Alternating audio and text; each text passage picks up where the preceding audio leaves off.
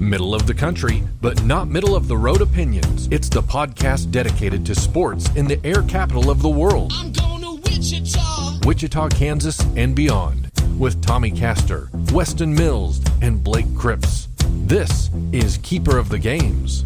You know, I cannot tell you how excited I am that we are officially into the month of March. It is Keeper of the Games. We are the wildly underqualified, yet mildly entertaining podcast that is all about sports in the air capital of Wichita, Kansas, and beyond. Because we are in the very first week of March, that means one thing. It means March Madness. And, we've got a huge show today talking about everything March Madness related and a whole lot more. We're going to get into that in just a little while. I'm Tommy Castor, joined with Weston Mills and Blake Cripps. And Blake, I know that you're a little upset that you don't get to host 2 weeks in a row, but I figured I would give you the week off. How do you feel about that? Am I upset to not be hosting? I mean, I feel like I just do my best to not drown while hosting the show, trying to stay above the water of Weston's bad takes. I mean, I do the best that I can. Ooh, Weston's bad takes. Weston Mills, how do you respond to that? I mean, I'm just really here to just sit here and be pretty anyway. So, I just try to bring that to the podcast, to the video version. Someone's got to step up and give, just a little something to our, overall appearance of the podcast. And Weston, I would never take that away from you. He's a fine-looking young man. Absolutely, yeah. You're the reason, Weston, why our YouTube numbers keep going up week in and a week out. Sure as hell isn't because of me. I guarantee you that. Sure as hell isn't because of this screen. That's true. I guess, Weston, you can always hang your hat on that, and I'm sure it maybe helps you sleep better at night, right? Hey, what? I've always am trying to find ways that I'm bringing something. I already had my little spiel earlier a couple episodes ago about realizing I was the dumb jock that's not a jock anymore. So I got to have, something mentally to keep me sharp and keep me involved here. Yeah, something to keep you going day in and day out. Hey, want to remind you all to hit subscribe. That way, anytime we have a brand new episode of the podcast, you will get a notification. You can listen anywhere you listen to your favorite podcasts on all the streaming platforms out there, like Google Podcast, Apple Podcast, Spotify, iHeartRadio, TuneIn Radio, all the major ones. You can find us right now, right there. You can also watch full episodes on our YouTube channel, Keeper of the Games. You can also go to our Facebook page by searching for Keeper of the Games, and you can follow us on Twitter and Instagram at KOGpod. That's at KOGpod. Like I said, a lot to get to on this new episode, the first week of March of Keeper of the Games. We're going to be talking a lot about not just college basketball, but also prep basketball. We've got details on state wrestling that happened last weekend, our Wichita Whiparound, and a whole lot more on this episode of Keeper of the Games. But we start things off with Wichita State University basketball news. It is March after all. It is March Madness almost here, and the Shockers are desperately clinging to a berth, an automatic qualifying berth in the NCAA tournament. And not just that, they have themselves a brand new permanent head coach in Isaac Brown. That happened just a few days ago. From, just a couple days after our last episode, Isaac Brown was named the permanent head coach of Wichita State University. We'll get to that in just a few minutes, but literally minutes before we came on the air to record this podcast, the Shockers wrapped up their game on the road from New Orleans as they took on the Tulane Green Wave, and Wichita State got a win on the road. Final score 78-70. The Shockers move to 14-4 overall. And in this game, not only did Wichita State have a fairly comfortable lead throughout from basically opening tip to the final buzzer, but they had some great performances from guys like Trey Wade, who had 23 points. Dexter Dennis added 20 points. Tyson Etienne had 12 points. So some really great contributions for this game for Wichita State. And Blake, it's a win for the Shockers, a road win. I know Tulane is kind of the bottom tier of the American Conference, but wins are at a premium right now for Wichita State. So every win is important, especially a road win like this one. Yeah, we're going to get into the bracketology a little bit later, but certainly Wichita State needs to get these last two wins to give themselves the best chance to make it to March Madness. And they led by as many as 14. They had a great first half in this game. And I know there are probably going to be some Shocker fans. They're going to feel a little bit concerned because Tulane was kind of allowed to hang around in the second half. Shockers never fell behind. Tulane got the lead down to 5 once. It was at 6 a couple of times in the last 5 minutes. But, I never got the feeling. And listen, this is Isaac Brown headquarters in terms of the podcasting world. Okay, we're all IB fans.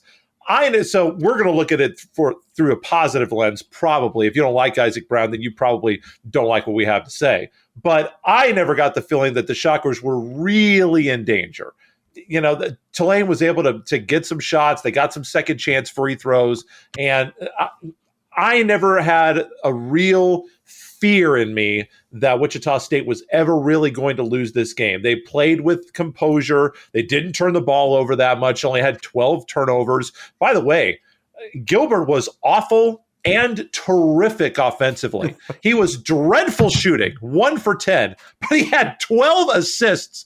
He did have 6 turnovers, but 12 assists was fantastic. Obviously, he's going to need to be a little bit more, I think, of his own shot maker. And I think that if he can become a 40% three-point shooter, he was just 1 of 7 today. Shockers, outside of Tariq Gilbert, guys, 13 for 31, 42% as a team. You take away his 1 for 7, they had a really good day shooting the three-pointer. And so I think that if Gilbert can continue to distribute like he did today, shoot a little bit better from the outside, this is all of a sudden going to become a dangerous Wichita State team. And that's the difference between taking what Tulane got it down to 5 in the second half.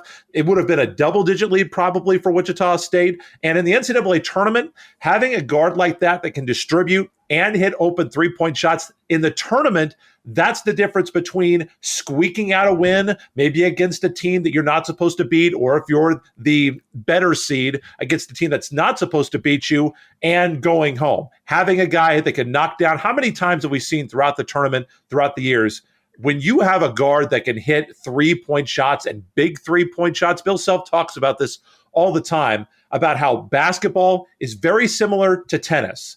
All the points are worth the same. Layup at the beginning of the game is the same value as a layup at the end of the game, but in the context of a tennis match, in the context of a basketball game, there are some baskets that are bigger than others. There are some points in tennis that are bigger than others. And when you can hit those big baskets in clutch moments, Wichita State, that's going to keep them in the tournament. So overall, I liked what I saw from Wichita State today, +9 on the glass. And you mentioned the great offensive performances. For me, good job by Wichita State. Not tremendous defensively. Green Wave shot 44%. But like I said, Weston, for me, I never really had a fear that Wichita State was going to drop this game, even when it got down to 2 possessions there in the second half.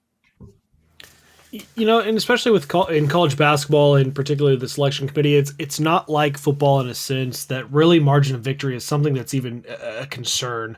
Wins are win in the game of basketball, and especially when any team on any given night can get hot. So to say that they squeaked by, and I'm not saying that that's even the case here, but to say they squeaked by Tulane is not really an issue. They won. That's a win on the resume. It's moving forward. I think maybe if you were to have a discussion about margin of victory, I would say it only would be if, let's say Wichita State went into Baylor and blew Baylor out. Well, that's a statement type win, right? That catches somebody's attention. But otherwise, if you're playing a lesser opponent, a win is a win is a win. So I'm with you on that. I think that the thing that's most encouraging about tonight's win, and you touched on this, Blake, but if we look at really just how diverse Wichita State was in scoring.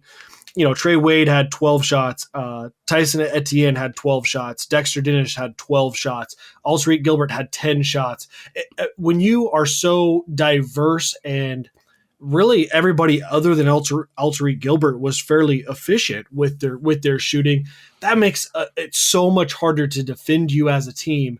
And frankly, I think we've seen moments from Wichita State throughout the year where there's been somebody other than Tyson Etienne who has stepped up, and it's, kind of get someone here and there. But, it was nice to see tonight. Dexter Dennis was 20, Trey Wade with 23. So it wasn't just one guy stepping up. You had two guys stepping up in the scoring department.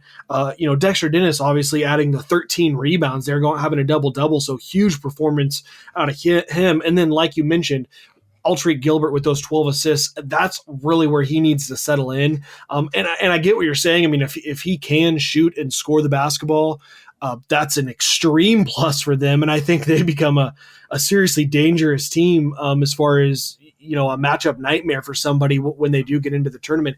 If you do have that Alterique Gilbert, scoring, even if they don't, I love the way this team is starting to balance out with him running the offense, him kind of setting guys up, dishing things out. They're just playing some really, really nice basketball right now. And I'm still at the point where I just have no doubt that they're getting into the tournament, notwithstanding, I do think a loss at USF would alter that, but I'm not predicting that.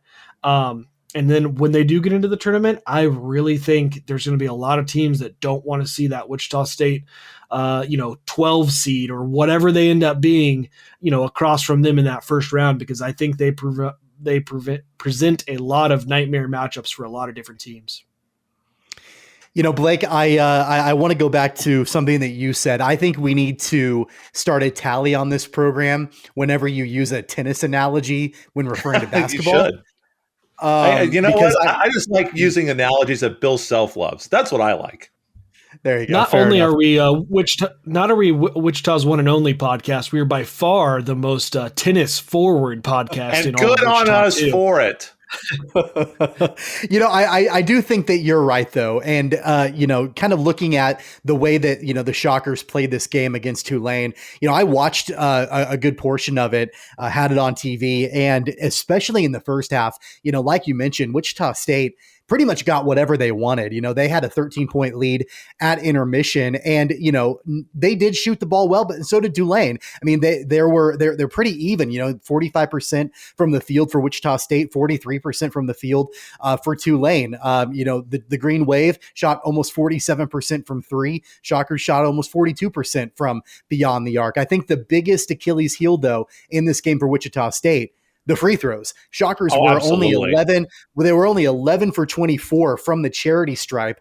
And that might be a little bit of an issue moving forward. That might be something that needs to be shored up by Wichita State. The big difference maker, and Blake, you said it in this game, was on the glass, how, Wichita State out-rebounded Tulane 47-34. They were plus 13 on the boards. So they had to make that up somewhere. And of course they made up, the lack of making free throws. They were able to make that up on the boards. I know, kind of going back, Blake, a little bit to what we had talked about a few weeks ago about how it seemed like, Wichita State, they were getting wins, but they were letting some teams hang around. Things weren't always great for Wichita State down the stretch. It almost seems like they're a little bit of a better first half team than they are second half team or late in a game team. They're getting wins, but as you alluded to, they do have a tendency to let teams hang around a little bit. How concerned are you about that as we get deeper and deeper into March? I mean, in the NCAA tournament, it's always a factor. I always, something that I like to say, when you have a lead of double digits at the half, and you push it out to 20, the game is over unless the team that's down decides unless either team decides it's not over. You know what I mean? If a team comes out of halftime and they say, we're going to play. We're down by 20 at the half. We're down by 20 with 18 minutes to go, but we feel like playing still. And when a team does that, I saw this several times with Newman this year, particularly on the men's side. When they decide that they're going to play and they're just going to let it fly and see what happens, if they make shots, they can get back into the game. The three-point shot is a great equalizer in college basketball. And free throw shooting is definitely a part of it. The thing that I like about the Shockers is that they're getting to the line so much more often than their opponents. They have shot 104 more free throws than their opponents. Now, they've only made about 71 more than their opponents, and they're actually shooting a slightly like 0.02% worse than their opponents. And Tulane was, I think it's their worst free throw shooting game of the year by far. They had a couple early in the year, but you look back at the last 4 games, Tommy, they had shot over 76% from the line in all those games. And not only that, but they had shot over 20 attempts in 3 of those 4 games. So I'm not as concerned about the free throw, but yeah, if you're asking me if I'm concerned about them letting teams in, yeah, they need to try to put teams away for sure. I mean, if you follow Haslametrics and he's got his table for analytically final, the spread that you need to be ahead by with a certain amount of time left in the game that gives you an overwhelming advantage. I think it's like 0.001% chance that you want to lose. Obviously, you want to hit that as early as possible.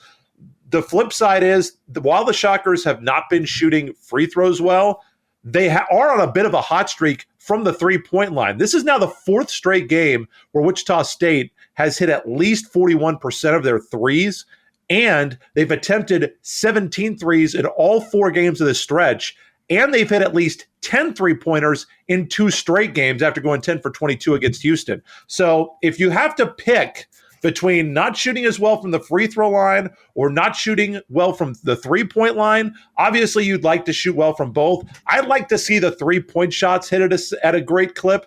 And so that gives me a little bit more, I guess, it makes me more at ease, because while the Shockers had a terrible day at the free throw line, they're shooting really well from the outside. If they continue that into the American Athletic Conference tournament, they may be cutting down the nets before they go into the NCAA tournament. Yeah, Weston, I don't know if you've got, really any additional thoughts about that. I mean, if you've got any concern ever about the fact that in some cases, Wichita State, they do let teams hang around a little bit, and really, especially getting into March, they need to ice games at the free throw line.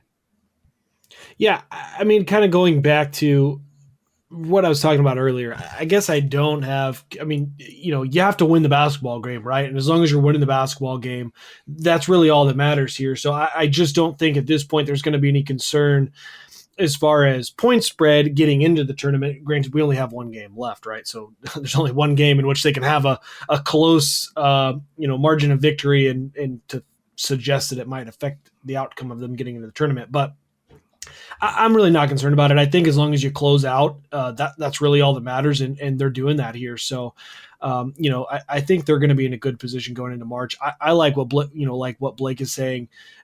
They're getting hot at the right time, and that feels what college basketball is all about. So, don't worry, Blake. I'll make sure to point out when I don't think your points are good, and those are coming up. So, where's the accurate take horn this week? I mean, God, we haven't heard it yet. Jeez, I thought it would be blaring by now. Hey, I'm pretty. I use pretty good discretion when it comes to hitting that hot take horn for sure. So the Shockers right now, they stay in first place in the American Conference with an overall record of 14-4. Their conference record is 10-2 right now. And guys, as you talked about, a little bit of a schedule change for the Shockers here coming up this weekend. So one more home game for Wichita State, as the road game at Temple that was scheduled for this weekend has been canceled. Instead, the Shockers are back inside Koch Arena this Saturday for a noon tip against USF. And Blake, I was reading an article on ESPN this morning about the coaching carousel in college basketball, and about how that carousel, tends to go pretty crazy every single year at this time.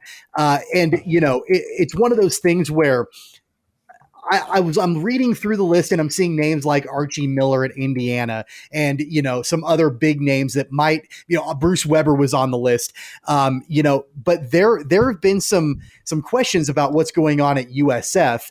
I don't know how much you have followed that program at all, what you know about them, other than just the fact that this is going to be obviously another crucial game for Wichita State to get a victory going into the conference tournament. I can't say that I have followed South Florida. However, I do remember the Vols game earlier this year on the road in Tampa. And you'll recall, Tommy, that was a 5-point overtime win for Wichita State in that game. Shockers did not particularly shoot the ball well in the first half. They were held to 22 first half points. Now, the second half was a completely different story. They were down 29-22 at the half. Shockers erupted, scored 48 points in the second half, but they also gave up 41. And typically, when you're watching these games, if you track the offense, I don't know why this is. I'm guessing it has something to do with fatigue, and probably it's easier to play offense when you're tired than defense when you're tired. But scoring typically goes up in the second half. But Wichita State in the first half of that game was absolutely dreadful. They were 1 of 10 from the three. They shot 28%. So I don't think that Wichita State is so good that they can just overlook teams. I don't think that that's the case. Yeah, and South Florida's got nice players. David Collins had a fantastic game against Wichita State the first time, 17 points. He basically camped out at the free throw line, 10 of 14 from the line against Wichita State. And they had a couple of guys that grabbed 14 rebounds. South Florida pretty much cleaned Wichita State's clock on the glass last time, out-rebounded them by 15, and Wichita State gave up 19 offensive rebounds in this game. So they're going to have to do a much better job on the glass. They're going to have to eliminate and limit second-chance points. Thank goodness they only gave up 18 second-chance points on 19 offensive rebounds and were able to get 12 of their own, or else we might be having a way different conversation if Wichita State had lost that game in overtime on the road. So this is a team to be reckoned with. Now, I'm not going to say that South Florida is going to come in and give the Shockers a game. I'm not saying that this is going to be particularly close. I like Wichita State's chances. In fact, I love Wichita State's chances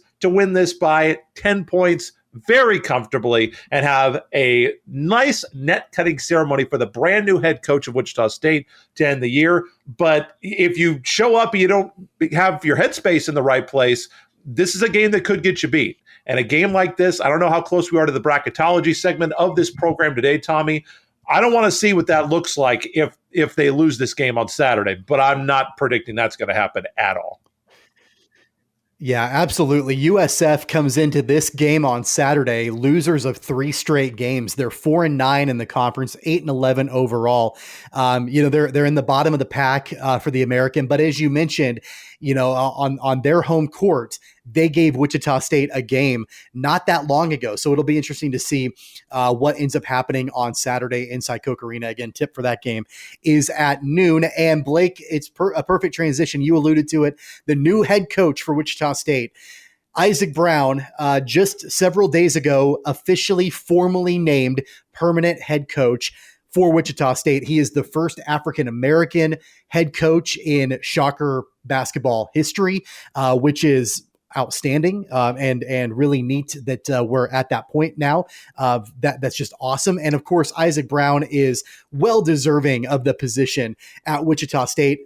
As we have said multiple times, we are a pro IB podcast.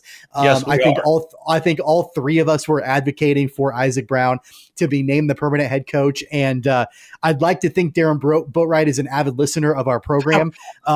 And it was probably something that we said, or actually more specifically, something that I said that really pushed him into the right direction to give Isaac Brown the head coaching position. I think that's actually probably what happened.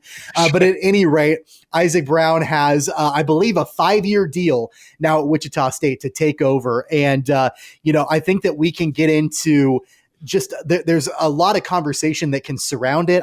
I'm thrilled about it. I like the timing of it. I wish it was sooner. I wish it had been earlier in the season. But I like the fact that it's happening before tournament play kicks off. And Weston, I'll start with you. Your thoughts on Darren Boatwright naming Isaac Brown the new head coach at Wichita State? Yeah, I don't think the timing before the tournament really doesn't make too much of a difference to me. But I'll tell you, before signing day is what is, I think, of utmost importance. I think there's 2 different paths to this conversation that make me really love the hire. And not that that's a surprise to anyone, as all 3 of us, like you mentioned, were advocating for it last week. But there's 2 separate paths. One, our listeners have heard me harp on the continuity of the head coach. I think that is so important for programs. And I know he's only been here 1 year. I mean, a year as the interim, and this will be his really first year as a head coach. But was on the staff before. Keeping the guys that are in the program now within the program for the next couple of years, especially with the success they're starting to have with some of these younger players, is going to be so important. And it helps with recruiting, and obviously getting talented players in is how you win basketball games. But then on the other side, the reason that I think I'm maybe the most excited for Isaac Brown is you saw when the announcement was made, the absolute, outpour of support, appreciation, excitement from former players for this signing. And I think that says so much. I mean, you hear all the time he's talked about as a player's coach.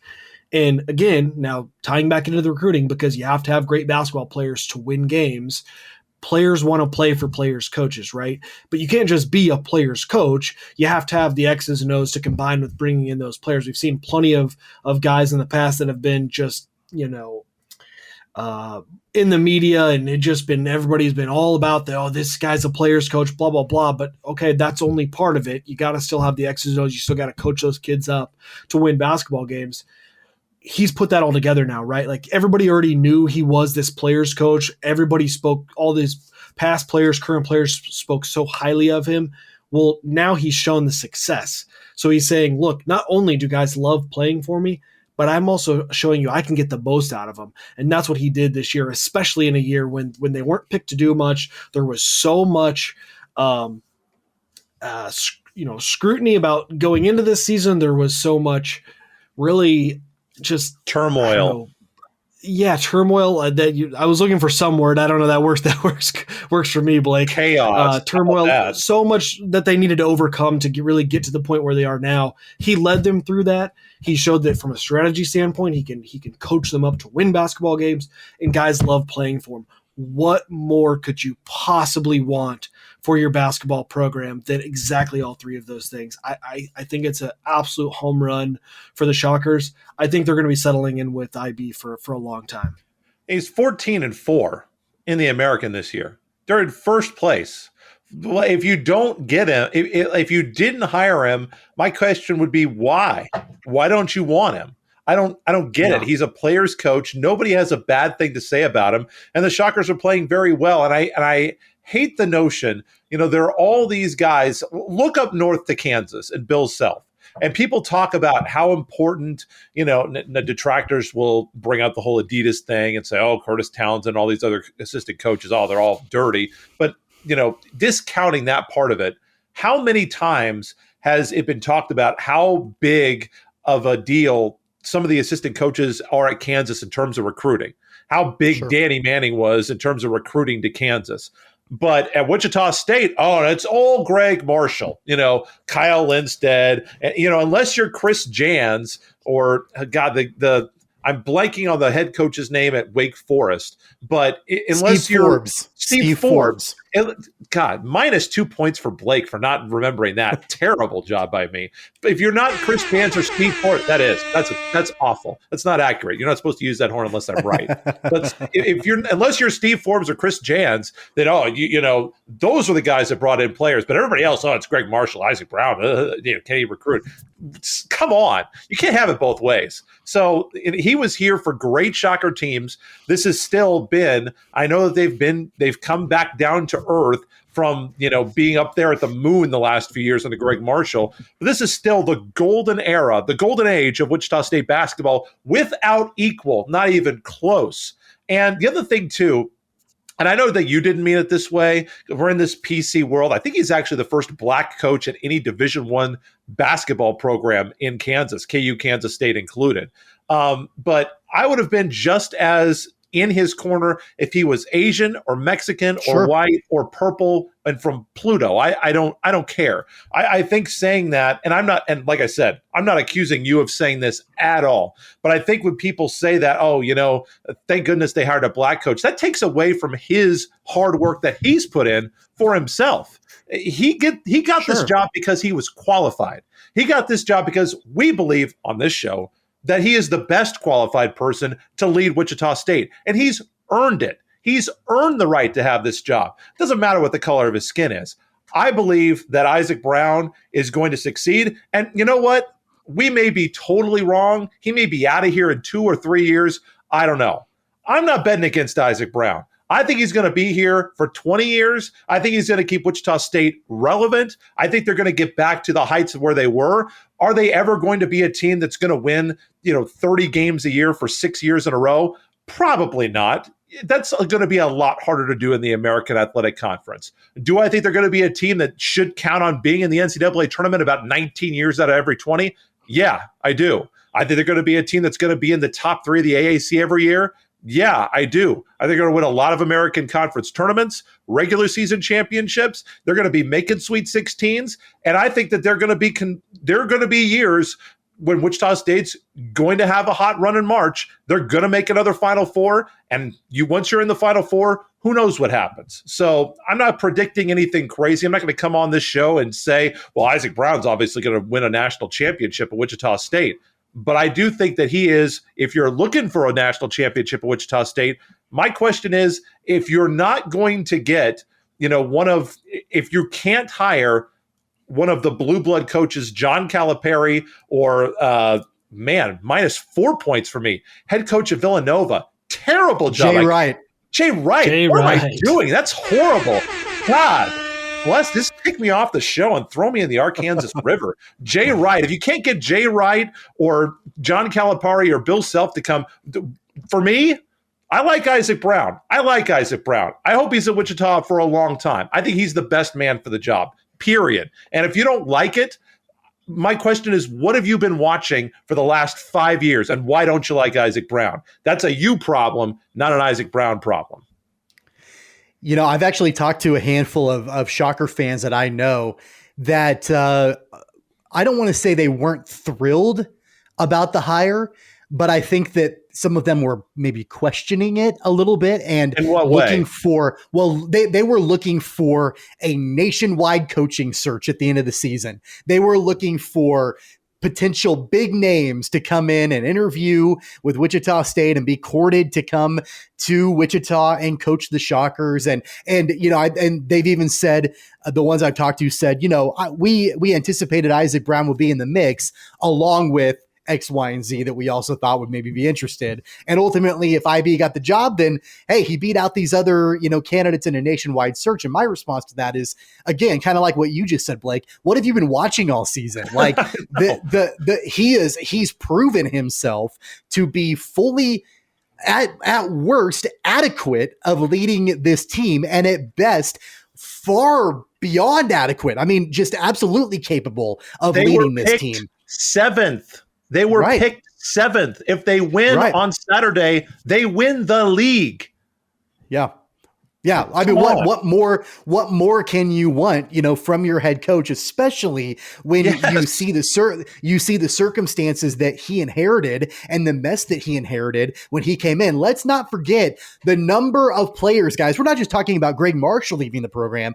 Let's not forget the number of players that left the program that were in the transfer portal, the couple of players that were in the portal and decided to stay at Wichita State because Isaac Brown was retained as interim coach at that time. He ultimately, and I don't think people have given Isaac Brown and his staff enough credit for not only getting the Shockers to a position to where they could potentially win the conference, but in my mind, Isaac Brown saved Shocker basketball this year. With all of the mass exodus of players that were leaving, there was nobody better to right the ship with the kind of demeanor, the kind of personality, the kind of coach that Isaac Brown is. That's my favorite part about him. When you look at who Greg Marshall was, great coach, but huge personality. And then you see Isaac Brown and how understated he is and how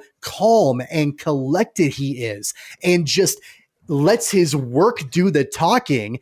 The players resonate. It resonates with them. They embrace that. They love that about him. And I don't think it is overblowing it one bit to say that in my mind, Isaac Brown saved Shocker basketball, at least for this year. Will he be able to continue on this success long term? I hope so. I think one of the common things I've heard is we don't really know if he can bring in the big recruits or not. Well, I mean, he was on Greg Marshall's staff for a number of years and played a huge role in recruiting these guys to come to Wichita. So why don't we just sit back and see what he can do? I think Shocker fans, I think Shocker Nation ultimately are going to they're gonna love Isaac Brown. They already do, but they're gonna continue to love Isaac Brown into the future. I think he's gonna be able to bring a lot of success to the Shocker program. As far as bracketology is concerned, guys, looking at, and I know again there are a ton of people that do bracketology out there. The first one I always go to is Joe Lenardi, just because he's been doing it forever. But as of right now, he has Wichita State again as the automatic qualifier as a 12 seed right now. Of course, things will obviously change, but right now he's got the Shockers facing off against the Oklahoma Sooners, who are a 5 seed right now. I don't care if, Wichita State could be a 12 seed. I don't care who the 5 seed is. That is a scary matchup for anybody. Absolutely. And that's going to be a pretty sexy upset pick, I think, nationally, as people fill out their brackets. If Wichita State ends up as a 12 seed and they're the league champions and they have to face it up against the 5 seed, I would not want to be that 5 seed. If I was the coach of that 5 seed, I would be pretty irritated that I've got to face Wichita State in the first round. Blake, I guess talk a little bit about what your thoughts are, where you see Wichita State in the bracket right now. I know the Shocker fans are probably not going to want me to bring this name up. Jerry Palm, because he's been accused of maybe some Wichita State haterade in the past, actually likes the Shockers a little bit more than Joe Lenardi does. He's got the Shockers as a 10 seed right now. Now, this was before today's game. Now, obviously, I don't really feel like a win against the Green Wave or a win against the South Florida Bulls is really going to move the needle this year. So I don't think that Wichita State right now, they're net 67. They're not going to move up in the net rankings, but from everything that I've read, there's a lot of consensus that a loss either today, or I guess it would be yesterday as you guys are listening to the podcast or watching it out there, or on Saturday against South Florida in the finale of the regular season, that loss could almost, if not entirely, undo the benefit of beating Houston earlier in the year. Especially this game on Saturday, mainly because it's at home. And a home loss to, what would they be? I think it would be a quad 4 team. Yeah. Since it's a home game. That would be really, really bad. Really bad, because Wichita State this year, because of the issues that Weston's talked about in many of the previous episodes, they don't have the type of non-conference resume that maybe they would have otherwise had. And they certainly didn't help themselves by losing to Missouri or losing to Oklahoma State. Those would have been 2 really big wins. I'm not saying those losses cripple Wichita State, but the majority of their wins have been beating up on quad 3 and quad 4 schools. So you don't want to change that. So for me, I think from everything that I'm reading, if you win on Saturday, you're the American Athletic Conference regular season champion. I think you're in, even if you have a disaster at the AAC tournament, lose first round. I think that you're still in. If you win Saturday and win in the first round, or I don't know if the AAC, are they taking 10 this year? I don't know if it's 10 or 8 or what their format is. There's some schools and tournaments that are changing. MIAA changed their format this year for the MIAA tournament. But if you're in that quarterfinal game, even if you lose that game, I still think they're in. But if you win that game and you win Saturday for the regular season championship, for me, it's a stone cold lock at that point. They will be in, even if they don't even make the AAC championship. I completely agree with that. So I'm gonna kind of piggyback off of a little bit what Tommy was saying too, because I don't have much to add. I mean, I really think that's where they're at. I think if they beat USF, they're in. I mean, it's just that simple.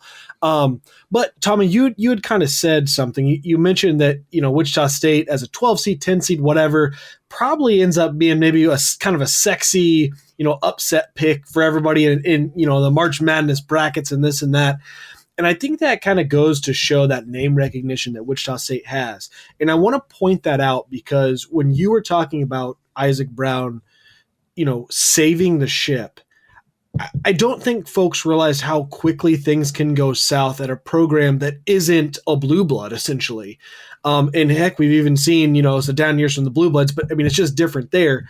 But how quickly that, you have and I'm going to use the word scandal because, I mean, that's, I guess, what it is, right, with Greg Marshall, followed by if they would have had a stinker of a year, won 9 games, 10 games, whatever, and just been kind of forgotten, it becomes pretty quick for folks to go, oh man, remember when Wichita State used to be good?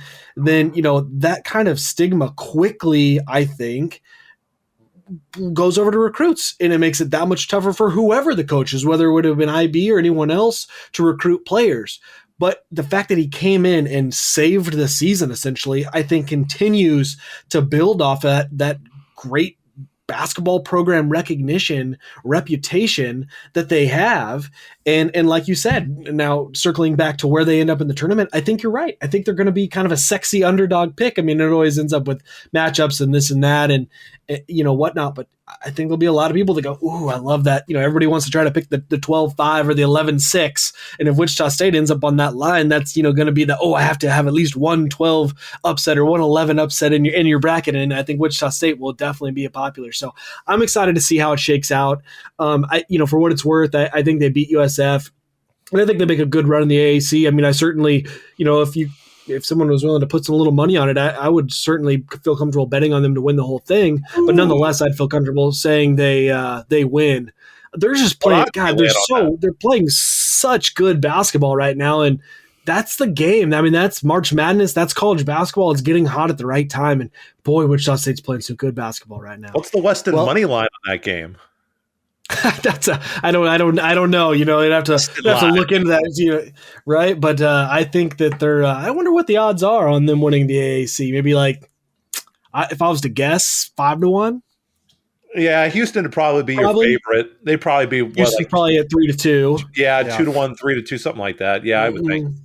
Hey, if you give me good enough odds, I might take you up on. I might take you up on that Wichita State action. Yeah, I might. Yeah.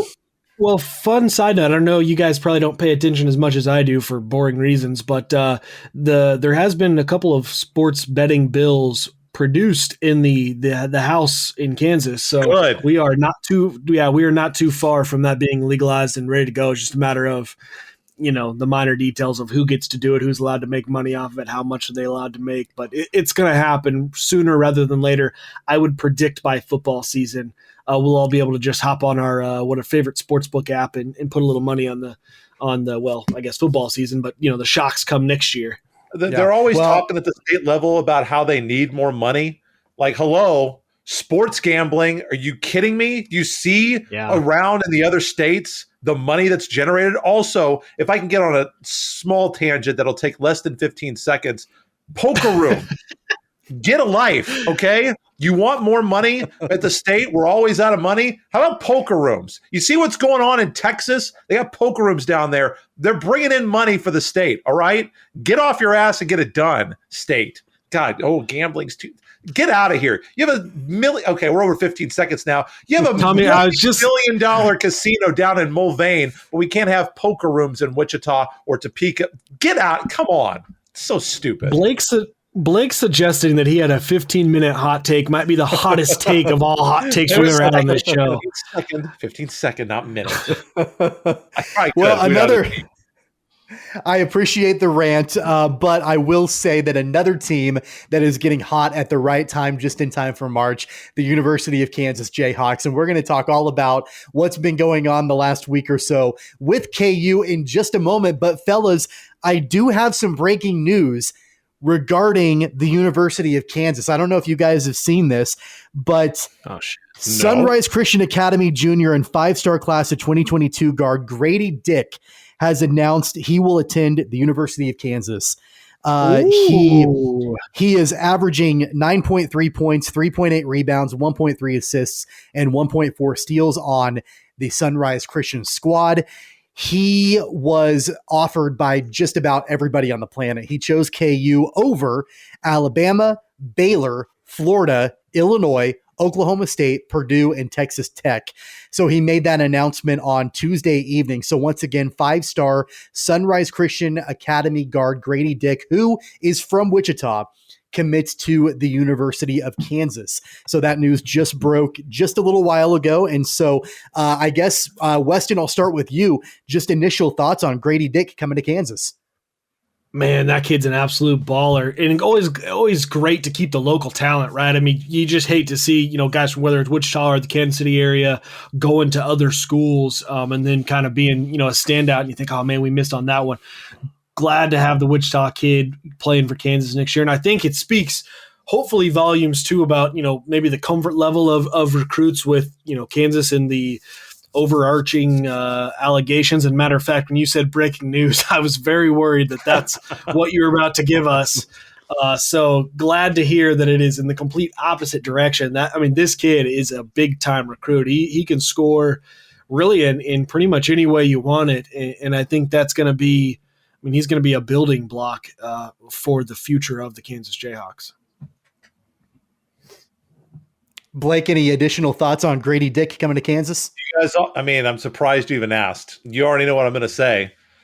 Doesn't matter. To signing, doesn't matter. Of course, I love Blake. No, not a hot take. Sorry. Of course, I love that Wichita kids want to go play for KU. Of course, I love that KU gets good recruits. It's better to have a good recruiting class than a small recruiting class. But until he's actually out there on October, whatever, when the season starts, in a Kansas uniform, and I actually get to see him play in Allen Fieldhouse, doesn't matter. Doesn't matter. We don't know if Blake wouldn't care if the 2021 recruiting class was consisted of you, me, and him for Kansas. He'd be like, well, it doesn't matter. We'll see what it depends when they get to the court. If Kevin Garnett showed up to play for KU next year, I would say the same thing. I'm not going to go crazy when you guys talk about football recruiting and then be a hypocrite and say, oh, well, basketball, how awesome is that? No, it doesn't matter. Obviously, better players you get, better you're going to be. But until you're out there on the floor, we've had a number of really good recruits in the Bill Self era that have not panned out. And a lot of guys that we didn't think were going to be big deals that turned out to be players of the year. So until they're out there in the uniform, that's fine. Wake me up in October, and I'm happy to watch Gradey Dick play in a Kansas uniform. Well, I'll tell you why it does matter. It matters because had he not gone to Kansas, he could have very well gone to Baylor or Texas Tech or Oklahoma State. So it matters there. And you won't be able to watch him in October. It'll be October of 2022 when you'll be able to watch him because he's only a junior right now. But he is considered to be one of the more versatile players in the 2022 class, ranked number 21 overall by ESPN. He's close friends with Christian Brown, who helped recruit him to Kansas. And then, of course, one of his teammates at Sunrise, Zach Clements, is a 4-star forward in the 2021 class, and he signed with the Jayhawks last November. So Clements and Dick will eventually play together once Dick graduates from Sunrise Christian. It's, again, homegrown talent. I know that sometimes, like you said, Blake, it doesn't pan out. There are guys like Connor Frankamp that it's homegrown talent. It doesn't pan out. But then there are also guys like Perry Ellis who are homegrown talent and it does pan out. And so at the end of the day, it's out pretty well so far. That's very true. So at the end of the day, it's good to be excited about it, in my opinion. That you can choose not to be, but I will be excited. I'm not telling you you're wrong to be excited. I'm just saying I want to see him play.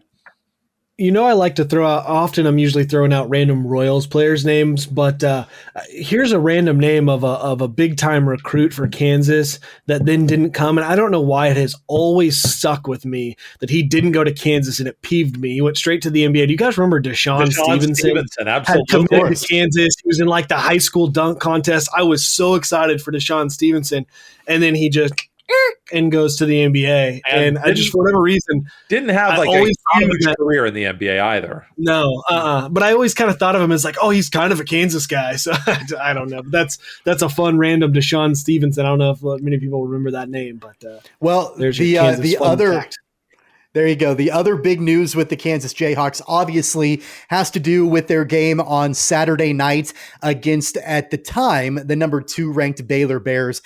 Inside Allen Fieldhouse, it was senior night for the Jayhawks, and KU basically shut Baylor down. Final score 71-58 in that game. It was a defensive masterclass. This Baylor team averages, I think, over 80 points a game. I think they had been over the course of the season, and they were held to 58 points against the Jayhawks. Offensively, David McCormick, 20 points for him.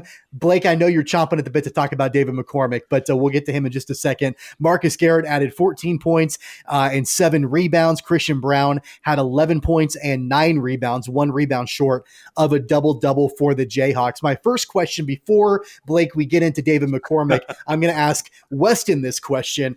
Weston, it seems like the narrative following this game was that, yeah, the Jayhawks got the win, but all the national pundits said, this is not the Baylor team that we're used to seeing because of the COVID pause, and almost kind of delegitimizing the victory a little bit, at least in my mind, from the Jayhawks. Where do you stand on that narrative? Is that fair to say that that's not the same Baylor team that we've seen, or even the same Baylor team that on Tuesday afternoon defeated West Virginia on the road in overtime? Or was that just an elite performance by the Jayhawks?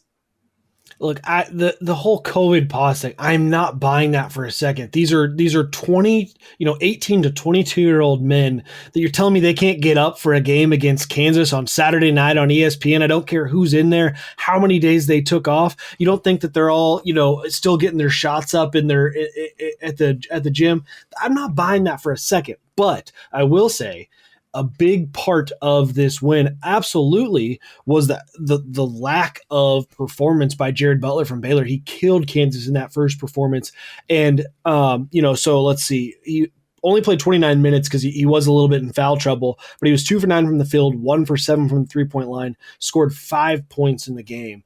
And I think, and it's a combination of things, right? So this is where I say, look, he obviously had a bad night and got into foul trouble. But again, Marcus Garrett shut Jared Butler down, and that makes a difference. And if you remember back to the first game, I had the conversation about, look, if Marcus Garrett can't shut down that other team's first, best player, he needs to not be playing as many minutes in those type of games because he doesn't provide much offensively.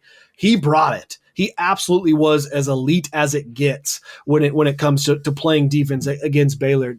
I mean, it was just an all-around great performance, by him. So I do think that I don't buy the COVID pause having any effect on this at all. But I think Jared Butler having an off night combined with Marcus Garrett forcing him to have, a bad night or even worse night, absolutely kind of just wrecked Baylor. I don't know how many, and obviously I've not watched enough Baylor basketball to be able to tell you, but I'm curious how many games where they've been forced to find other players other than Jared Butler to score points. And not to say that they don't.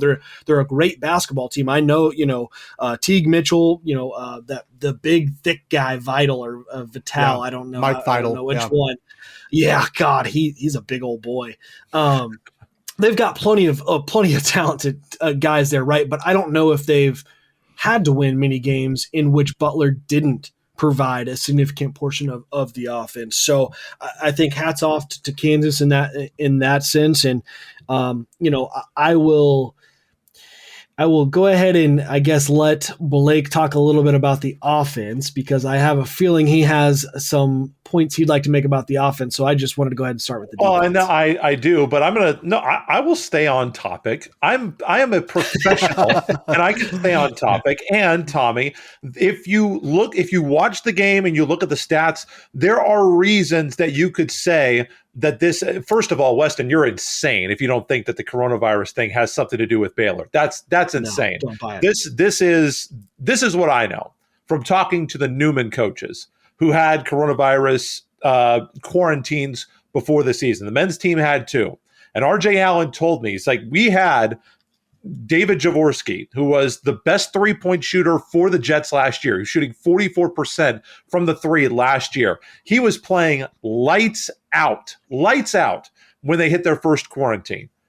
He said he came back, and then they had another quarantine. They were back for about a week, and then they went on quarantine again for 2 more weeks before the season. And he said he didn't really feel like he had gotten back to where he was playing there in, I think it was mid-October. He didn't get back to that level until the last couple of weeks of the season where you could see it for a game or two. You could see it for stretches. I think that it's real. Darren Spence talked to me about it as well on the women's side, about how this year not getting that early development time set the team back the entire season. And he feels like it was a much bigger deal after thinking back on the year than maybe he initially thought. So I absolutely believe that it is real. And, that's not necessarily my eyes telling me that, but that's what coaches are telling me. Coaches are telling me that it does make a big deal. If you want to look at this game in particular, Tommy, you look at the fact that Baylor had 17 more field goals attempted than Kansas did. The better team you are, the more field goals you are attempting. The Baylor Bears in the turnover ratio, they were plus 11 in the turnover ratio. Now, Baylor got their clock absolutely cleaned, polished. We put a new coat of paint on it. They were crushed on the glass. KU out-rebounded them by 20. Only one on the offensive glass. The rebounding for KU was dramatic in the difference that it made in the game. Baylor shot just 6 of 26 from the three-point line. KU only shot 3 of 16 from the three-point line. So to me, I think that it's fair to maybe temper how you feel about this game and say, Baylor does have some rust. I think it does. Absolutely. You don't play for 3 weeks. I think your timing goes off. I think that the feel that you have for plays and your in-game decision-making, we always talk about when players come back after an injury, getting back up to game speed. Well, multiply that times 10 players in your rotation that all have to get back up to game speed after not playing for 3 weeks. I don't think that there's anything that you can do in your dorm room or, shooting on the playground by yourself that can simulate that, getting into the practice court and playing in games. So I buy it. That doesn't mean I feel any less about the KU win. I think on Twitter I said that it was a staggeringly good win for Kansas. And I think that the KU defense absolutely presented Baylor with a lot of problems, certainly more than they did when they played the game down at Waco, and certainly more than Kansas did in the first half of the year when KU's defense just frankly was pretty average at best. So I give KU credit, but I definitely think the layoff had changed Baylor's composition in a dynamic and very important way. And I think that as Baylor starts to get back up to steam, maybe we will see them again in the Big 12 tournament, and that might be a better barometer of where these two teams are. Here's where I stand though on it, and I'm not going to weigh in on the COVID-19 pause because I don't know enough about that to know how or if it affects a team and the inner workings of a program.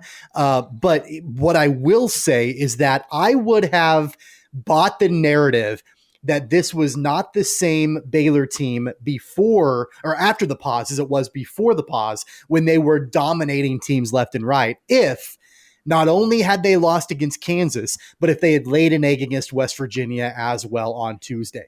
They didn't do that. And now I know they let West Virginia back in the game in the second half, but the first half, they were dominant. They looked like Baylor from the beginning of the season.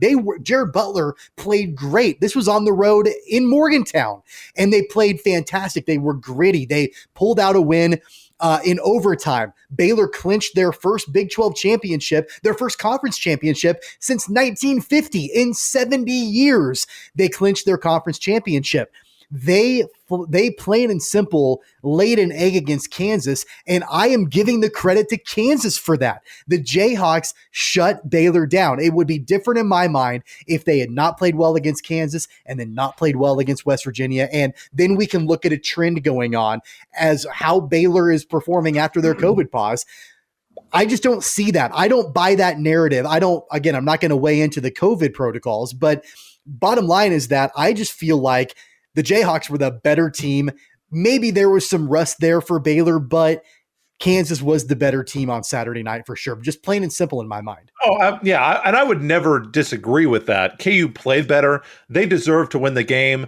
I just feel like from talking to the Newman coaches, I feel like the layoff is a bigger deal than maybe you guys think it is. That's all I'm saying. I would never take away from what Kansas did. They were great.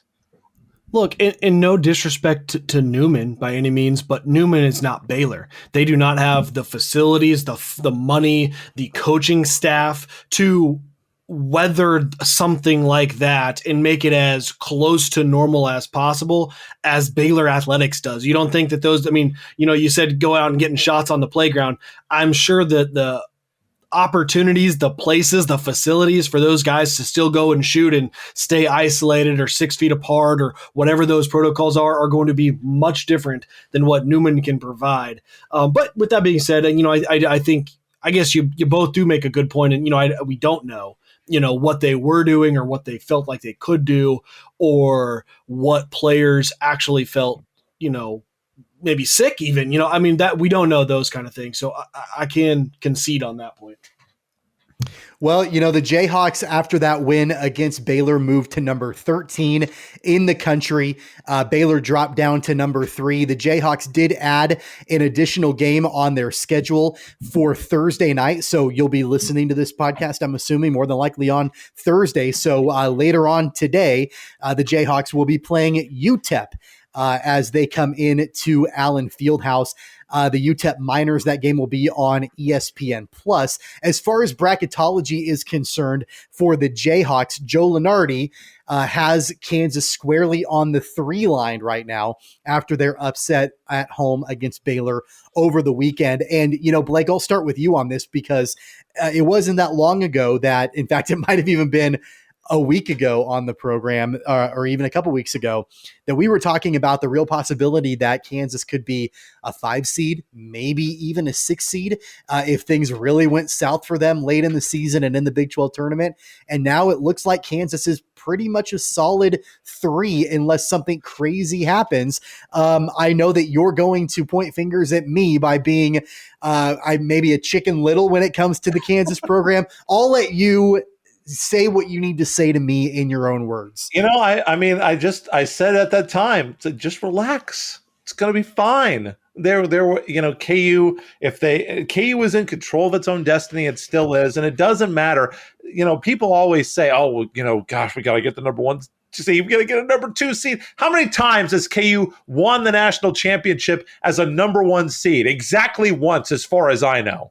Did they see the tournament back in 1952? Probably, but I don't remember, because they certainly didn't win as the number 1 seed in 1988. And there have been a lot of Roy Williams teams that had the 1 and the 2 seed, and guess what? They didn't win. So the seeding, it doesn't really matter. What matters the most important, critical thing is that you are playing well in March. That's what's the most important. So, this idea that, oh gosh, a 5 or 6 seed can't win it. Heck, a couple of years ago, I think it was Kentucky and UConn. There was like the 8 and 9 seed playing for the national championship. So, whoever is playing the best at the end is going to get there. And with KU right now playing the way that they are, much better defensively, David McCormick dominating on the inside, Jalen Wilson is a rebounding machine right now.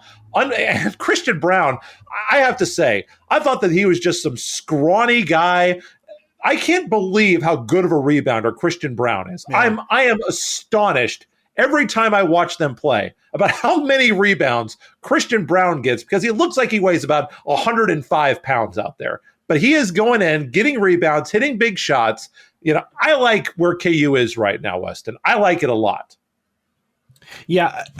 The only thing I'll add about as far as seeding is concerned, I think this year, just hopefully not being the two or 3 seed in Gonzaga's bracket, not that Kansas can't beat Gonzaga, but I think Gonzaga right now is clearly the number 1, right? I mean, I think it's by far and away have separated themselves. Now, it kind of, for a while, the talk was Gonzaga and Baylor and then everybody else.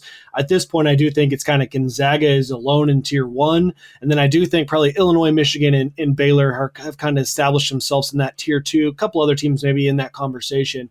But they obviously, as Kansas just showed, they went out and put it on to Baylor. Illinois and Michigan both have some weird losses in with some really great wins. So I do think, not being in Gonzaga's bracket would be the most beneficial to Kansas, and really to anybody, right? It's about matchups too, isn't it? Yeah, that's absolutely right. And so, that just, those are the kind of things you're going to look at and see, whether it's, if you're a 2 seed and you get a 15, well, we've seen that can happen. So it is, you're right. It's matchups. It's hot. And Kansas they're playing really good basketball right now at the right time, like Wichita State. And in part that is, in thanks to David McCormick figuring out his game. I wanted to beat Blake to the punch. We had to talk some David McCormick, right? And he has figured it out. And it is how this team goes when he figures it out, right? Efficient. He has figured it out. He played 25 minutes in the game. I think that's perfect. Maybe even a little bit more than that. He played the right amount of minutes. He was he was taking efficient shots. You can shoot the ball 10 times. 12 times if you're going to shoot 80% from the field. Played some great defense. The efficiency is what I love to see, and he's starting. We've kind of talked about it, but I do think the moment I'd say we're fully there, where David McCormick has figured out he needs to play like David McCormick and not Udoka Azubuike, not like Mitch Lightfoot, not like Dedrick Lawson. He's playing like David McCormick, and I think that's what's clicked for him. And I think the offense as well, because I think this is the next component to this, is starting to understand when the right time is to feed him the ball. I think that aspect of it is clicking too. They're not just forcing it into McCormick just for the sake of forcing it in. They're throwing it into him when he's got one guy on his back. When he's got one guy on his back, it's great. They don't have, when they have help side coming over, he's learning to throw out. It's all clicking for him. And as we've talked before, that's just really releasing the rest of the offense as a whole. When he plays well and plays efficiently, it makes everybody else's job so much easier. So hats off. I'm so glad that I have been wrong about David McCormick in his performance. And it's not even that I thought he was bad. And I think, Tommy, this is maybe what Blake missed about our argument, is we're not saying he was bad or that he shouldn't be, on the floor. Well, and I think at times actually I did say that. I think you did say that. Yeah. But we've always said, like, it's not just because he's missing shots. It's because he's not efficiently, producing the basketball. That's really the whole crux of this argument, is when you're going to shoot a 2-pointer, because that's all he shoots, you got to be efficient with it for the basketball team as a whole to be effective. And he started to really figure that out. Look, I'm a big enough man, and I'm mature enough in my life to admit when I am wrong about something. This is not one of those times, but I'm just saying that I'm okay. Well, I'm a big enough man. Eagerly awaiting when that day arrives. Sure. You might be waiting a long time. No, in all seriousness, I said it on Twitter. It was great to see David McCormick, his game start to come around. Let's not try to ignore the fact or brush over the fact that early in the season, David McCormick was awful. He was so terrible. He was so bad. In the early part of the season, he has started to grow into his role. He has started to perform at a higher clip. He started to put the results out. I feel like he's starting to understand a little bit more about how to use his body offensively to, make it work for him. And he's been incredibly effective, especially in Big 12 play. And especially in that game against Baylor. The one area that I was wrong about that I can admit is that, look, I had Kansas pretty much dead and buried, right? As recently as a few weeks ago, I was pretty much resigned to the fact that the Jayhawks were going to have their worst overall record since the 1988-1989 Roy Williams Jayhawks, when they were ineligible for the NCAA tournament and they finished with a record of 19-12. I was pretty much committed to the fact that, more than likely the Jayhawks were not going to win 20 games in the season. And if they did, they might just get to 20 and they might have more than 12 losses. I mean, I was pretty much resigned to that fact. But Bill Self, Hall of Fame coach Bill Self, pulled an old school 1990s Undertaker WWF, sit-up. raised from the dead, right, sit up. It's the sit-up, That's what he pulled with this program over the last couple of weeks. And I think it's just, it's a reminder to me that far be it from me to question Bill Self. Far be it, for me to question a guy that has won so much and that is a national championship winning coach and that can take a group of guys that just at times have seemed lost on the court. They have seemed ineffective on the court. They've seemed a lot of different things on the court. And to get them to gel when it matters most in late February and into March to not only knock off Baylor, but to crawl back into a 3 seed potentially in the NCAA tournament, to be in second place right now in the Big 12 with, just a couple of games to go for some of these other teams. Hats off to Bill Self, hats off to the Jayhawks, and hats off to David McCormick for making it all possible. I don't know how many ways that I look at this and I diagnose the stats. I've watched David McCormick play, and even on Saturday, there's somebody tweeting at me about how, most basketball people would say that was a bad shot, even though it went in. Talking about how David McCormick is not efficient. Let me read you some stats here real quick. The top 5 players on KU's roster. You know who has the best number of points per minute? That'd be David McCormick at 0.58 points per minute. Wilson is second at 0.37. Ochai Agbaji. When you shoot the most, of course, I'd hope that you would have the most points per minute. Points. Okay. You want to go points per shot? I'm glad you asked. Points per shot. Okay. Best on KU, 1.3 points per shot. David McCormick. Thank you very much. The best of all time in the NBA is Kareem Abdul-Jabbar, and he shot less than 1.05 points per shot, which, by the way, is incredible. So obviously the defense in college is not as good as the NBA. But I don't understand where this whole idea that David McCormick is not efficient. I don't understand where this narrative came from. He's first in the Big 12 in field goal percentage, 8th in field goals attempted, but he's first in field goals made in the Big 12. He's 165th in the country in field goals attempted, but 75th in field goals made. You look, I got another sticky note here. You look back at the previous seasons in the Big 12.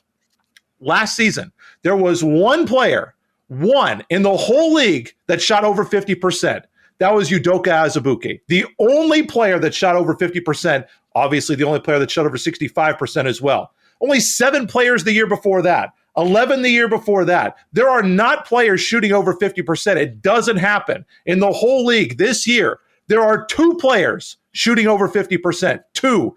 David McCormick is one of them. So this whole narrative that David McCormick isn't deficient is so unfair, so insane. I can't believe it. And the other thing that really bothers me too is people will always say in sports, well, what have you done for me lately? What have you done for me? Who cares what you did earlier? So David McCormick lately has been, shooting 54% from the field in Big 12 play, averaging 14 points per game in Big 12 play. But people still say, it was so terrible in the beginning. And I guarantee you, if he plays bad against UTEP, and I'm not saying this is going to be Tommy or Weston, somebody will say, oh gosh, see, look, what have you done for me lately, David McCormick? Oh, you're terrible against UTEP. Like this David McCormick hatred is borderline insanity. And I don't know where it comes from. I don't understand.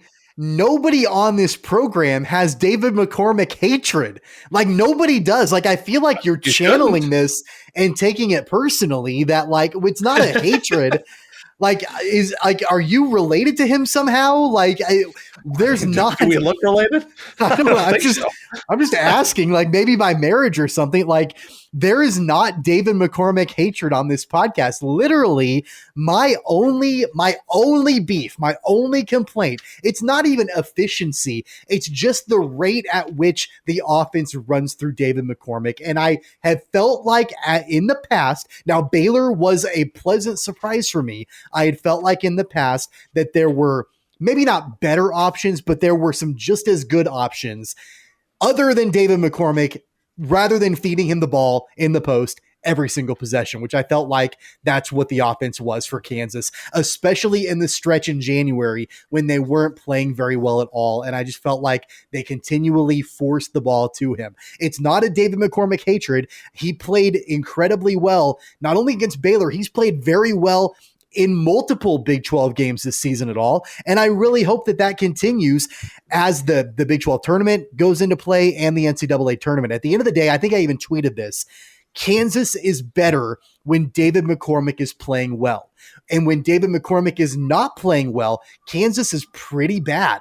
And so they need David McCormick. In my opinion, he's probably their most important player to have a good game, because where he goes, in my mind, the Jayhawks go. And luckily for the Jayhawks, he's played great, especially against that upset, or in that upset against Baylor. I hope it continues against UTEP. I hope it continues in the tournament. And then, of course, in the NCAA tournament in just a couple of weeks from now. So that's kind of where things stand for Kansas. Of course, like I mentioned, kind of seems to be floating in that 3 seed range right now as far as bracketology is concerned. And that matchup happens inside Allen Fieldhouse on Thursday night against UTEP. Any final thoughts about Kansas? I don't want to cut anybody off. Blake, I don't know if you have more sticky notes that you want to get to or not. I mean, I could probably write some down. We do real research on this show. I'm not saying David McCormick is not without reproach. By the way, if you look at his rebounding totals, I think he needs to be a much better rebounder. Sure. He only had 3 rebounds against Baylor. He's only averaging, how can you be, he has to be 6'10". He looks like he's got about 2% body fat. How are you getting only 4 rebounds? I don't understand. He's only averaging 4 rebounds a game. But in terms of efficiency, on every other team that I've ever heard of, fans want their team to throw the ball to the guy who's scoring the most points per minute and making the most points per shot. And one thing I think you have to realize, Tommy, David McCormick is not, you love Udoka Azubuike. I love Udoka Azubuike. Everybody loves Udoka Azubuike. He was a horrendous free throw shooter, terrible free throw shooter, 41%. Here you got David McCormick shooting 80% from the line. He's a good shooter. You only get those free throws if you throw him the ball. So you have to understand, if he wasn't a good free throw shooter, we would be having a much different conversation. Points per shot are going to come down, but he makes free throws. So you throw him the ball, he gets to the line, he makes free throws. And that's a big deal. Yeah, you're not getting 75% from the field like Udoka Azubuike, or even Joel Embiid, I think his 1 year, he shot 63 or 64%, but he's a much, much better free throw shooter than those guys. So I think you got to run the offense through him. And once again, can I just quickly say that Jalen Wilson is a rebounding beast lately? He has 10 plus rebounds in 7 of the last 8, all double doubles, by the way. His 11th time against Baylor, 10 plus rebounds. He's got 10 double doubles in the season. So Jalen Wilson, I think if it's not David McCormick, and Jalen Wilson was the guy that you talked about, Tommy, and I agreed. He did not have a very good middle of January there. He's playing great right now. Great right now. Garrett has been playing great defense here these last couple of games. So it's a lot. And I still believe, like Weston has said, there's not one alpha guy on this team. I don't think David McCormick can do it by himself like Frank Mason did, like Paul Pierce maybe did. Pierce had, there were so many guys on that team that were great, but I don't think that they've got anybody like that on this team, including David McCormick. It's going to have to be a collective effort, much like it was for that last championship team, 2008. Yeah, they had Chalmers and Brandon Rush, but for the most part, it was a conglomeration of really good pieces that came together to make a great run happen. And I think if Key is going to win the title this year, it's going to have to be similar to that. And David McCormick is obviously going to be a piece. I've said it before. I'll say it again, just one more time, that, I think that David McCormick, in some cases, is a victim of circumstance with who he followed in that position. Absolutely. and how dominant that person was. And then also, I think my frustration just goes back to when Kansas was pretty bad in January, and their opponents were shooting lights out from beyond the arc. I mean, I don't know what somebody can, I'm sure can look it up, what the opponent's 3-point shooting was in the month of January against KU. It was astronomical. It was well above the average, in college basketball. And so all these teams are draining threes left and right. And then Kansas runs down and feeds the ball to David McCormick. And you're never going to win if you're trying to battle all these made threes by just feeding it into the post every single time. So I think it's not just David McCormick. It was just the circumstances surrounding the position that he played, who he followed, and sort of where the Jayhawks were at that time. But I do concede the fact he's playing great basketball right now. And I'll say it again. He needs to be good in March for the Jayhawks to be able to make a run in the NCAA tournament. And then last but not least about Kansas, before we move on, senior night was on Saturday night against Baylor. It was announced that Mitch Lightfoot and Chris Tehan will be returning to the Jayhawks for another season. And Mitch Lightfoot, it'll be the 6th season for Mitch Lightfoot in a Kansas jersey. No word yet on Marcus Garrett, although I'm sure most people are thinking he's probably going to be moving on after this season. He did give a senior night speech, but he has not announced one way or another if he'll be returning for that extra season or if he'll be moving on. It just kind of depends upon, who's coming in for Kansas, what the lineup looks like, what the rotation looks like, on whether or not we'll see much out of Mitch Lightfoot next year. I've been super critical of him throughout the course of the season. He did have some clutch minutes against Baylor late in the game in the second half. I think he played 4 minutes and had 4 points and a block and played really well. Took a charge. The best minutes by far we've seen from Mitch Lightfoot this season when it mattered most against the Baylor Bears. Any thoughts on those guys returning or thoughts on Marcus Garrett potentially not coming back? Perry Ellis is off the hook for jokes at KU and the old guy. God bless you, Perry Ellis. You're off the hook. Mitch has just been beloved in Lawrence for the last 5 years, so why not go ahead and make it a 6? My wife and I were having a conversation about him, though. He's a fantastic guy to have, in the program and even coming back next year, even if he's playing 5 minutes a game, because he's a guy that, whoever it is, if David McCormick was to get hurt, you can trust Mitch Lightfoot in there to not screw things up, right? I mean, yeah, you're not running an offense through Mitch Lightfoot, but he goes in, he knows that he's supposed to set screens, rebound, and attempt to play good defense. He has just limitations with his athletic ability, but he won't screw things up, and he knows what he's doing. So he's the great guy to have on the bench that you can trust to plug in, whether someone's in foul trouble or someone gets hurt. So anytime you can bring that back for a 6th year in the program, you got to have it, right? Absolutely. So again, go ahead. I was just going to add, he won't be getting a medical degree. I think I heard he's a economics major, followed by getting a master's in sports management. So not a doctor in economics. Yeah, I guess a PhD route. That's true. Dr. Lightfoot. Here we go. I love it. So, of course, like I mentioned, the Jayhawks are back inside Allen Fieldhouse for the last regular season game of the season as they take on UTEP on Thursday night. Blake, I know it's your favorite part of the show. I am going to hit the music. It is time for our Wichita Whip Around. And, I was going to have these two topics be separate from the Wichita Whip Around, but I figured we would include it all in, talk about everything together. So we're going to talk about state wrestling. We're going to talk about sub-state basketball in the Wichita area. We've got other Wichita topics. And so, Blake Cripps, I will start with you. What is your Wichita Whip Around story today? So my Wichita Whip Around story is not high school related, but I do have thoughts on that. Have you guys been paying attention to the Wichita Thunder lately?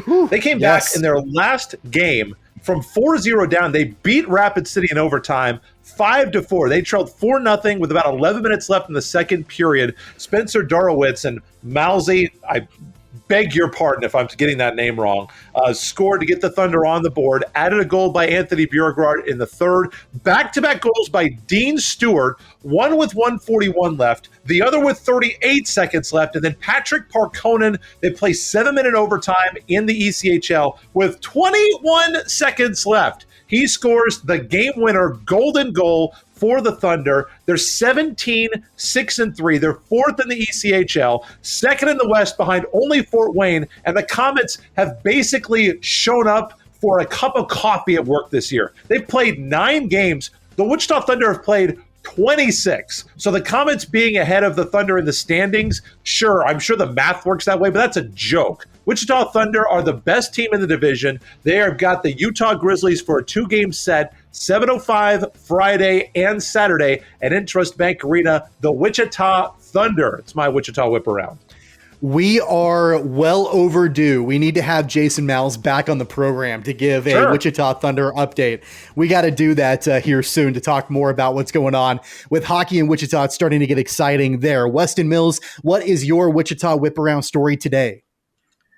Yeah, so you kind of touched on it. I wanted to talk a little bit about state wrestling. So we have a couple of teams in the area that won some state wrestling in Class 5A. The Goddard Lions took first place, and that is just a wrestling factory over there. I mean, I don't have the number in front of me, but it seems that they win state every single year. So also move on just about 10 miles, maybe 15 miles north in Andale, Kansas. The Andale boys won the 4A state wrestling again. And it's kind of same thing there. That's a factor. They win all the time.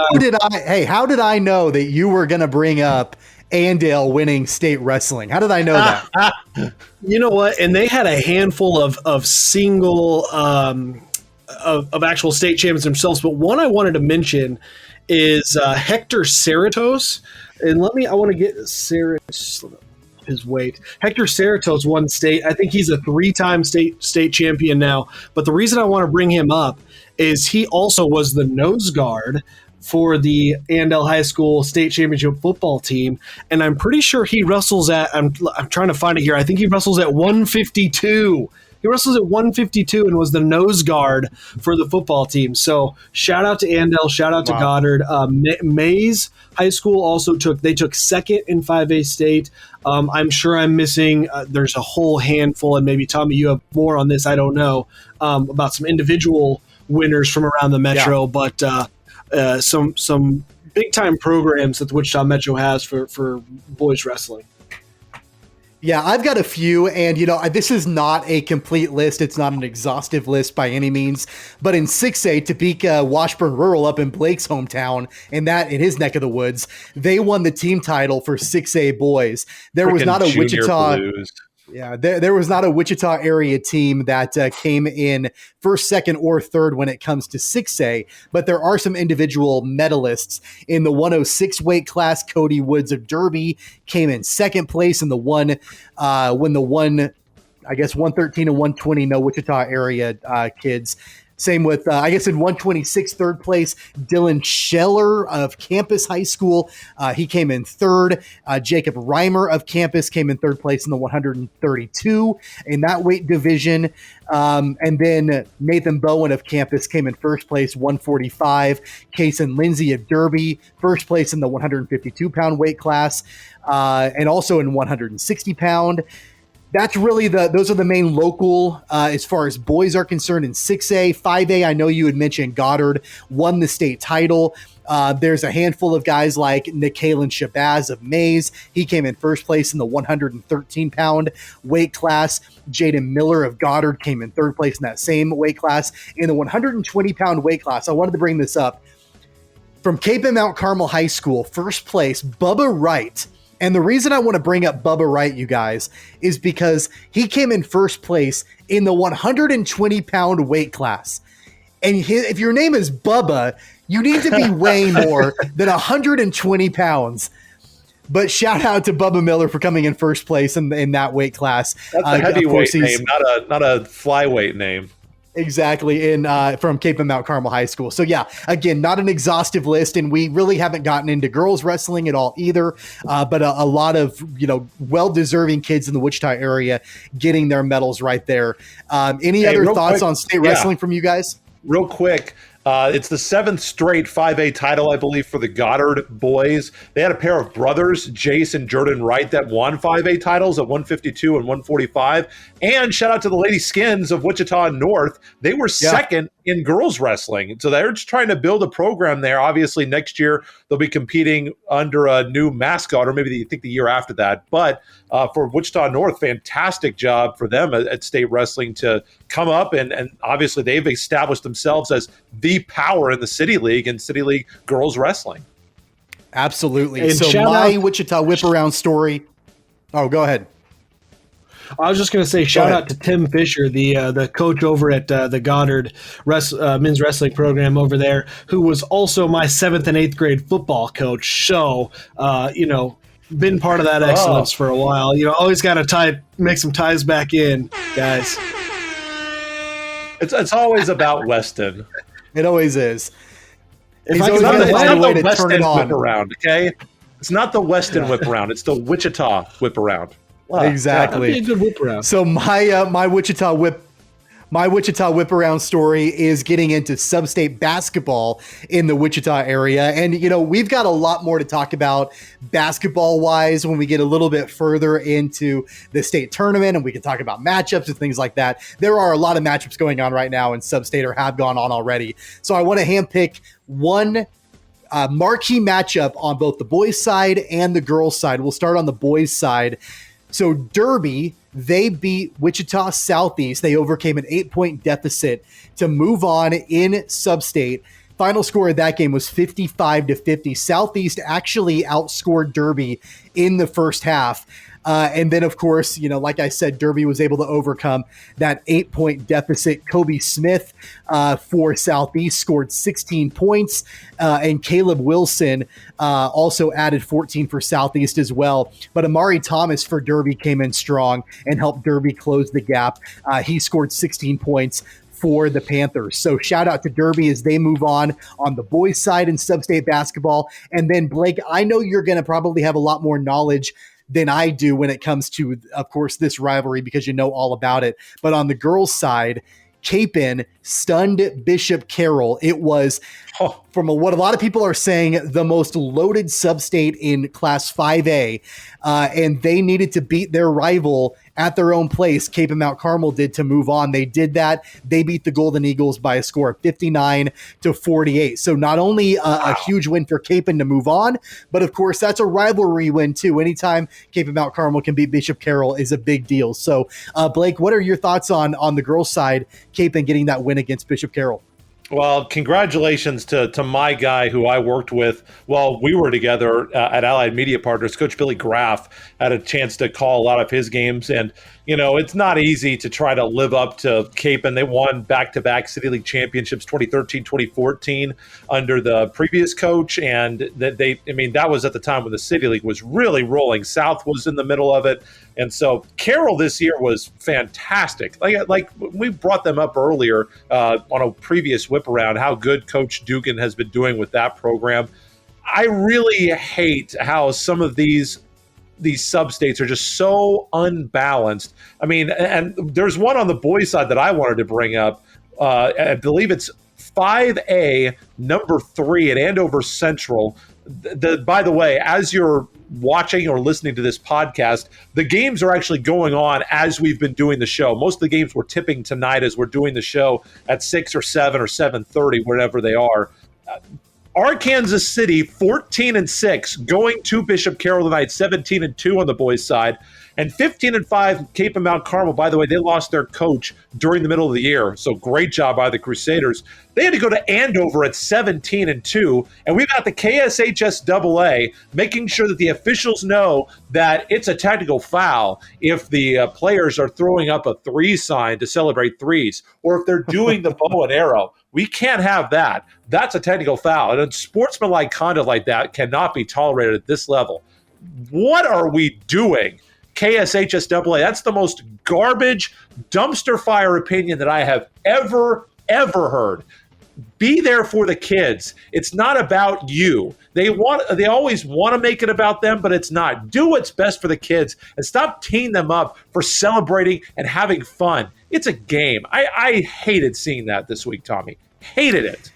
Well, you talked about how loaded some of the brackets are in Substate, and it doesn't get any easier for Cape and Mount Carmel. Their reward for taking down their rival Bishop Carroll is a game against top-ranked Andover Central. The Jaguars won their 42nd straight game overall, beating their rival Andover. Final score of that game was 68-33. So that is the reward that Cape and Mount Carmel gets on Friday night when they play in the state quarterfinal round. So we'll, of course, have more updates on what's happening with state basketball as the games go on. As Blake mentioned, there are plenty of games that are tipping off as we're recording the show. We don't have final scores at the time of this recording, but as you're watching and listening, you'll probably be able to see that. So we'll have an update on that on the next episode of Keeper of the Games. Any other Wichita Whiparound stories for either of you guys? I don't, but I will give a shout out. I do want to give a shout out to Wichita Southeast girls basketball. They are in the substate 14-5. They're playing South 5-14. So Southeast hosting as we started the show at 7:00. They were hosting the Golden Buffaloes. When I showed up to Wichita, they were bad. They were a bad City League team.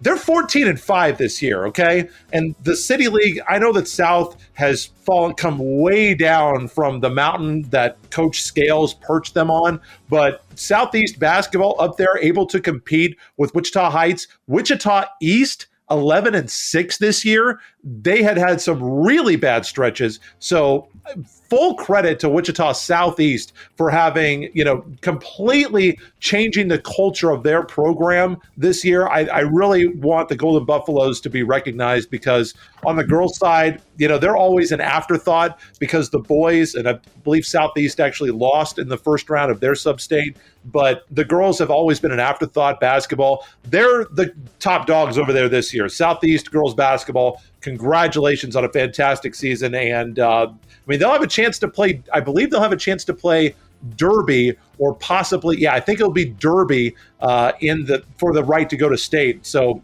Derby, you guys know about that. And it's Coach Karsek's last year there that she's kind of built up that program into a dynasty. She's headed to Kansas City. Her husband's taking a job.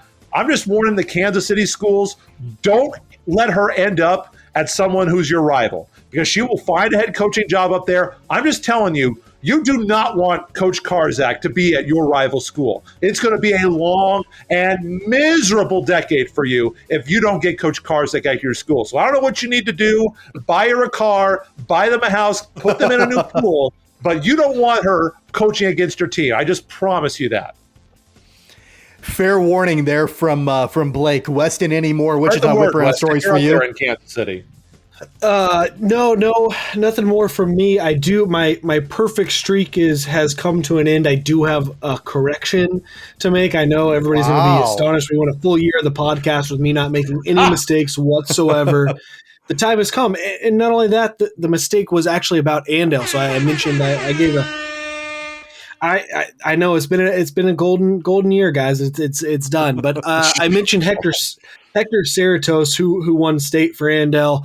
He actually wrestles at 126-pound weight class and was the nose guard on the football team, which is even more mind blowing. That I'm sure he probably plays football about 152, but wrestles at 126 and then was the nose guard on the state championship football team. So I did want to make that correction.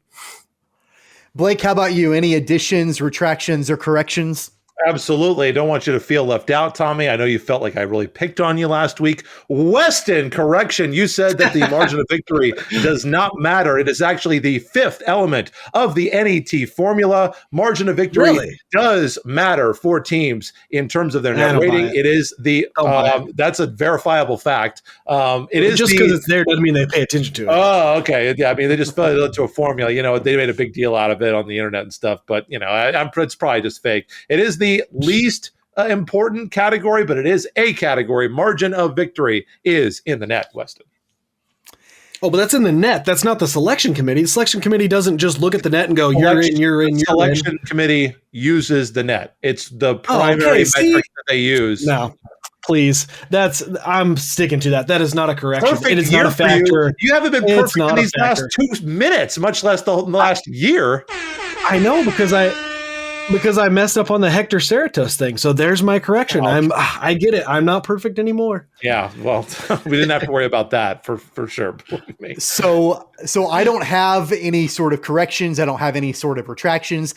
I do have an addition, and it didn't fit anywhere else in the show. So I just thought I would throw it out there right now. I'm sure that you guys saw the news, and I guarantee you Weston has, because he's wearing the shirt. But Gerard Dyson has agreed to a deal to return to Kansas City. 1-year deal for Dyson. He will earn $1.5 million coming back to KC because, as we all know, that's what speed do. That's what speed do, baby. So Billy Butler. That is my addition. That's my addition here on this episode of Keeper of the Games. And I think that's going to wrap up our program. Before we came on the air, Weston said, guys, I think it's going to be a really short show. I don't think we have much to talk about this week. And it never actually happens that way. So we appreciate you listening to this episode. Want to remind you to hit subscribe again. That way, anytime we have a brand new episode, you'll be notified. Again, you can listen on all streaming platforms: Google Podcasts, Apple Podcasts, Spotify, all the major ones. You can watch full episodes on our YouTube channel by searching for Keeper of the Games. Also search for us there on YouTube and on Facebook at Keeper of the Games, and follow us on Twitter and Instagram at KOGpod. That's at KOGpod. Weston, your Twitter handle, please. At WMills94. Blake, how about you? For our amazing audio listeners, at BE Cripps, BECRIPPS. Well, and you can follow me anytime at Tweets from Tommy. Next week on the program, I will graciously slide my seat over and Blake Cripps will take the mantle once again as the host of Keeper of the Games. I'm looking forward to having another week off where I can just kick my feet up, sit back, relax, and let Blake host the program. So that will be next week as we have more March Madness talk and a whole lot more on the program. You won't want to miss it.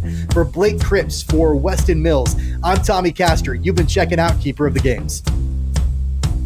You've been listening to Keeper of the Games with Tommy Castor, Weston Mills, and Blake Cripps. Don't forget to subscribe, download, and listen on all major podcast platforms like Apple Podcasts, Google Podcasts, Spotify, Stitcher, iHeartRadio, and more. Visit our website at KOGsports.com. Find the podcast and videos on Facebook and YouTube at Keeper of the Games. And follow the podcast on Twitter and Instagram at KOGpod. That's KOGpod.